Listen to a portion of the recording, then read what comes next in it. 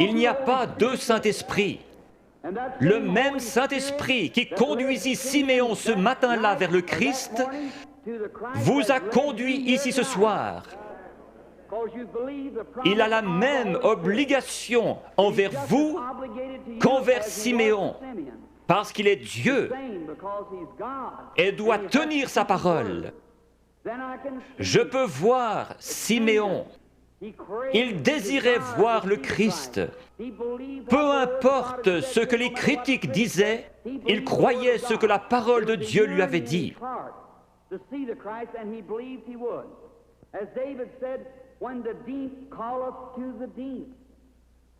Croyez-vous en la guérison divine?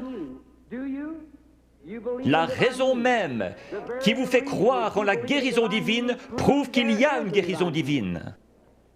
Lorsque nous sommes arrivés en Amérique, nous avons trouvé l'Indien d'Amérique.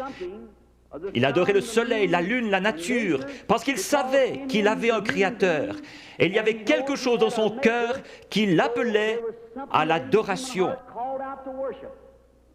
C'est ainsi pour chaque mortel.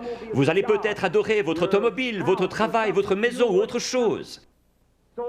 S'il y a une idole quelque part, enlevez-la et laissez Jésus-Christ avoir la première place. Alors, cette faim profonde, comme le disait David, quand la profondeur appelle la profondeur, à la voix de tes cataractes.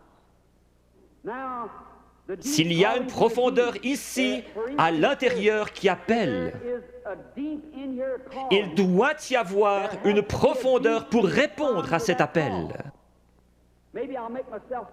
Je suis un amoureux de la nature. En allant dans les bois, j'observe les couchers de soleil. J'entends le cri des animaux sauvages. Ma mère est à demi indienne. Il y a quelque chose dans mon sang qui fait que j'aime la nature. Quand j'entends l'appel de la nature, quelque chose embrase mon âme. Récemment, je me trouvais sur une montagne dans le Colorado et j'observais une vieille maman aigle. Comment du nid elle a transporté ses petits et les a déposés dans le pâturage. Puis elle s'est envolée vers le pic rocheux le plus élevé. Je la regardais avec mes jumelles. Mon cheval était attaché à un arbre.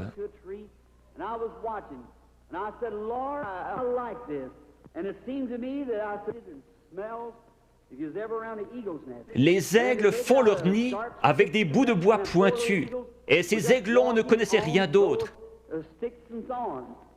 Mais un jour, leur mère a étendu ses ailes, ils ont grimpé dessus et sont descendus. Ces petits êtres étaient en train d'avoir un réveil pentecôtiste. Ils couraient de ci, de là sur cette herbe douce, picotant ici, gazouillant là, sautillant, libres comme tout. J'ai pensé, c'est juste. C'est comme un homme dans le vieux nid du monde. Il ne sait rien d'autre que ce que le diable peut lui donner. Mais un jour, Dieu le prend et le dépose à l'ombre dans un vert pâturage. Il est dans la joie, il est libre. J'ai pensé, pourquoi ces petits êtres n'ont-ils pas peur? Il y a des coyotes dans les environs. Mais de temps en temps, ils regardaient en haut, leur vieille maman les surveillait. J'ai pensé, que Dieu soit loué. Il m'a sorti du nid du monde, il a escaladé les remparts de la gloire, s'est assis sur la hauteur, surveillant son héritage, pour s'assurer qu'aucun mal ne lui arrive. J'ai pensé que si un coyote venait à se diriger vers l'un de ses aiglons, elle le tuerait. Si Satan s'en prend à un croyant, il se retrouve avec Jésus-Christ sur les bras. Elle s'était perchée sur le plus haut rocher qu'elle ait trouvé. Sa belle tête majestueuse regardant tout autour, ses yeux d'aigle perçant lui permettaient de voir partout. Au bout d'un moment, à travers mes jumelles, je l'ai vue lever la tête et humer l'air. J'ai pensé, qu'est-ce que c'est? Très loin au nord, le tonnerre grondait. Elle a poussé un cri et s'était lancée dans le vide. Elle a projeté ses ailes en avant et s'est posée dans la prairie. Alors, tous ces aiglons courus vers elle. Ils se sont accrochés dans ses plumes avec leurs griffes et leurs becs. Et elle s'est envolée avec les petits aigles sur ses ailes, fonçant droit dans ce vent qui soufflait à environ 80 km à l'heure, pour aller se poser dans une fissure de rocher. J'ai pleuré comme un bébé.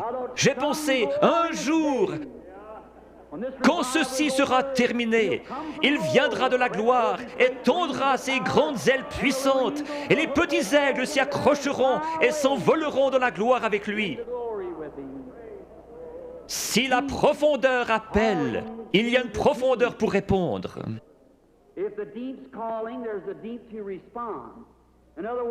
Avant qu'il y ait un arbre sur la terre, il devait y avoir une terre où il puisse pousser. Dieu n'a jamais fait l'arbre pour la terre, il a fait la terre pour l'arbre. La terre a réclamé jusqu'à ce que l'arbre sorte. Avant qu'il y ait une nageoire sur le dos d'un poisson, il y avait de l'eau pour qu'il puisse y nager.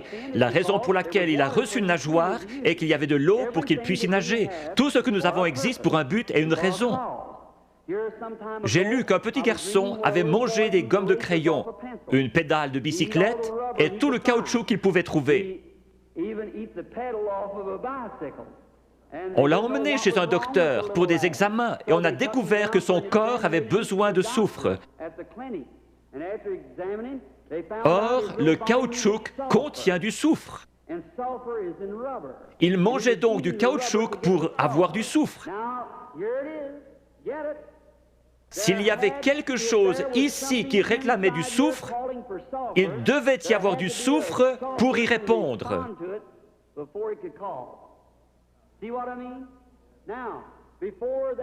La profondeur appelle la profondeur.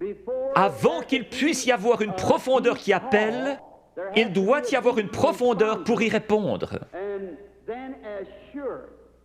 Il y a quelques années, vous étiez peut-être dans une église formaliste qui ne croyait pas au baptême du Saint-Esprit. Mais il y avait quelque chose là-dedans qui réclamait davantage de Dieu. Vous viviez d'une manière correcte, mais vous aspiriez au baptême de l'Esprit. La raison pour laquelle il y a un Saint-Esprit, c'est que vous le désiriez ardemment.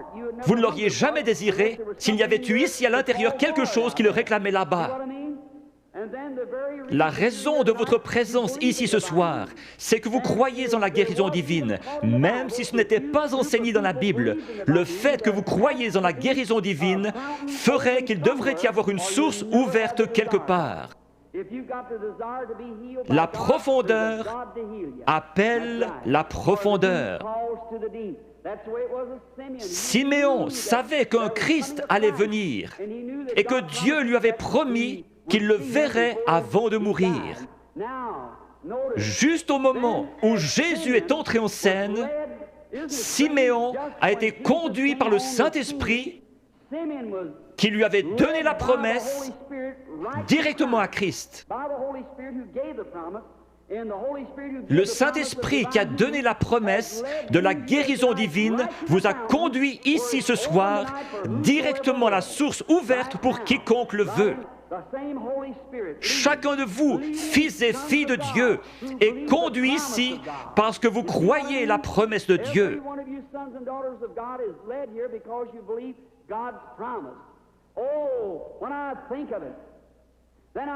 Tout là-bas, dans le coin, se trouvait une vieille femme aveugle. Elle s'appelait Anne. Elle était prophétesse et attendait la venue du Seigneur. Dieu a été obligé de lui montrer le Christ. Cette vieille prophétesse aveugle s'est avancée dans ce bâtiment ce matin-là, conduite par le Saint-Esprit.